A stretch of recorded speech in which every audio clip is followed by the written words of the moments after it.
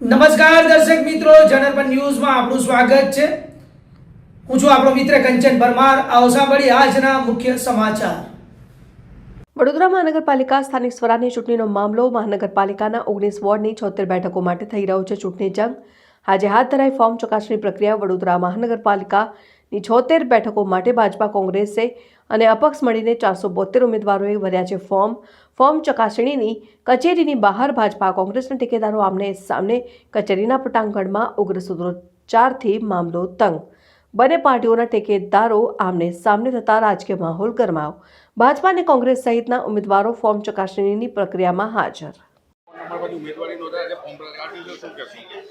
આજે મને ખૂબ આનંદ થાય છે કે અમારા ચારે ચાર પાર્ટીના ઉમેદવારોનું ફોર્મ બહુ સરસ રીતે પાસ થઈ ગયું છે અને ભાજપના પણ ચારે ઉમેદવારોનું પાસ થયું છે। એઆઈએમ પાર્ટીના 2 ઉમેદવારોનું ફોર્મ રિજેક્ટ થયું છે। સંજોગવશાત એક બેન છે એમનું પાસ થયું છે। અપક્ષમાં પણ થોડી એરર આવી છે, કોમ્પ્યુટર એરર।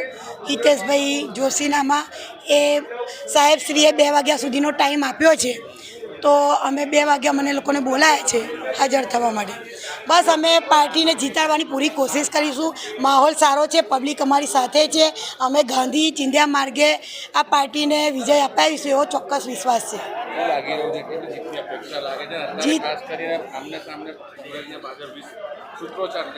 કારણ કે તમે જુઓ છો છેલ્લા 30 વર્ષથી એમની સરકાર છે, એમને કામો કર્યા હોત તો એમને અપક્ષના જેવી બૂમો પાડવાની જરૂરત ના હોત, વિપક્ષ જેવી।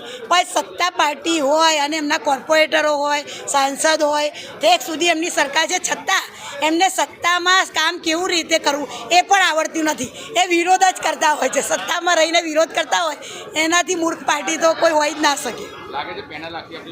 ચોક્કસ મને પૂરો વિશ્વાસ છે કે હું આખી પેનલ સાથે જીતીશ। મને મારા વોર્ડ નંબર 7ના હિન્દુ, મુસ્લિમ, શીખ, ઈસાઈ તમામ આગેવાનો અને પૂરી વોર્ડ નંબર 7ની જનતા પર મને પૂરો વિશ્વાસ છે કે મને અને મારી પૂરી પેનલને આશીર્વાદ આપશે।